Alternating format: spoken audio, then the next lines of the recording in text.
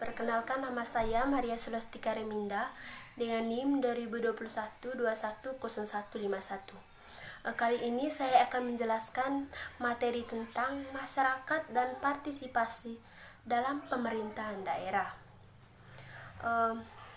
Pemerintahan daerah kini telah mempunyai landasan hukum yang lebih kuat karena telah diatur lebih rinci dalam Undang-Undang Dasar 1945 yang telah diamandemen ketimbang sebelumnya. Rincian pengaturan tentang pemerintahan daerah ini diputuskan dalam amandemen kedua Undang-Undang Dasar 1945. Pengaturan lebih lanjut dari amandemen Undang-Undang Dasar 1945 tersebut terjabarkan dalam Undang-Undang Nomor 22 Tahun 1999. Dalam konsidental undang-undang ini dijelaskan bahwa penyelenggaraan pemerintah daerah diperlukan untuk lebih menekankan prinsip demokrasi, peran serta masyarakat, pemerataan dan keadilan, serta memperhatikan potensi dan keanekaragaman daerah. Secara teoritis, keberadaan pemerintahan daerah dapat ditinjau dari berbagai bidang ilmu. Yang pertama, dalam ilmu politik. Berdasarkan pemerintahan daerah merupakan pencerminan pembagian kekuasaan berdasarkan kewilayahan. Terus yang kedua, dalam ilmu ekonomi, keberadaan pemerintah daerah mencerminkan adanya upaya peningkatan kesejahteraan dan individu melalui pemberian kesepakatan pilihan publik karena bertambahnya pemerintahan dan penawaran public goals ini menurut Smith 1985. Yang ketiga, dalam ilmu administrasi, adanya pemerintahan daerah mencerminkan adanya upaya untuk mencapai tujuan organisasi melalui pembagian kerja berdasarkan area atau lokasi karena bisa menyerap aspirasi dan kebutuhan yang beragam di setiap lokasi berbeda ini menurut Literet 1973. Kemudian dalam bidang administrasi pembangunan pemerintahan daerah mencerminkan strategi integrasi nilai untuk mencapai tujuan pembangunan melalui peningkatan kapasitas produksi sekaligus partisipasi ini menurut Herpey 1971. Secara normatif memang tidak ada mekanisme yang didukung oleh peraturan perundang yang mengatur bagaimana partisipasi masyarakat dilaksanakan dalam pemerintahan daerah. Dalam pemerintahan daerah ini menurut Haris 2001. Nah, kita juga akan membahas tentang mengenai makna masyarakat. Apa yang dimaksud dengan masyarakat dan bagaimana posisi masyarakat dalam pemerintahan daerah. Menurut Korten 1986 menjelaskan istilah masyarakat yang secara populer merujuk pada sekelompok orang yang memiliki kepentingan bersama. Nah, pembahasan yang kedua yaitu tentang rentang pengertian partisipasi. Partisipasi transitif apabila diprioritasi pada tujuan tertentu. Sebaliknya, partisipasi bersifat instansif apabila subjek tertentu berperan serta tanpa tujuan yang jelas. Partisipasi memenuhi siai moral apabila tujuan yang hendak dicapai sesuai dengan tujuan yang jelas.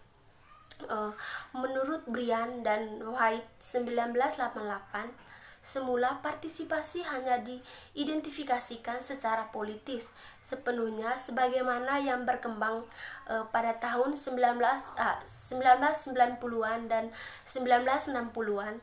Dalam pengertian ini, partisipasi dapat diartikan sebagai pemungutan suara, mengotak dalam partai, kegiatan dalam perkumpulan sukarela, gerakan protes dan saing.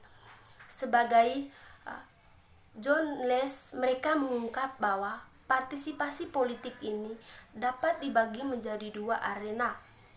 Yang pertama, partisipasi horizontal dan yang kedua, partisipasi vertikal. Yang pertama melibatkan masyarakat secara kolektif untuk memengaruhi keputusan kebijakan. Sementara yang kedua terjadi ketika anggota masyarakat mengembangkan hubungan tertentu dengan kelompok elit dan pejabat yang bermanfaat bagi kedua belah pihak.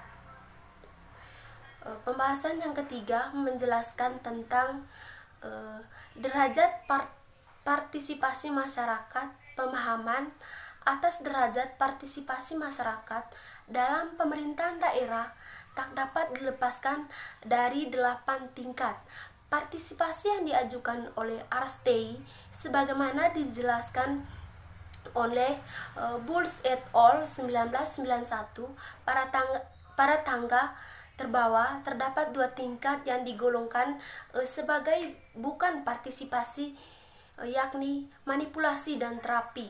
Tangga ini bertujuan tidak untuk mendorong rakyat untuk berpartisipasi dalam perencanaan atau penyelenggaraan program, melainkan untuk memungkinkan pemegangan kekuasaan dalam mendidik atau mengobati masyarakat. Tangga kedua terdiri dari 3 tingkat yang melibatkan dialog dengan publik. Warga dalam derajat yang berbeda memiliki hak untuk didengar, meski tidak terlibat langsung dalam pengembalian keputusan. Terus tangga yang ketiga terdiri dari 3 tingkat yang memberi warga derajat yang lebih baik dalam pengembalian keputusan. Dalam tangga ini, warga secara langsung bekerja sama dalam proses pembuatan kebijakan maupun penyediaan layanan. Bulls et al. 1999 mengkritik tipologi Arstey tersebut terlalu menyederhanakan derajat partisipasi publik yang dimungkinkan namun sekaligus menghargainya.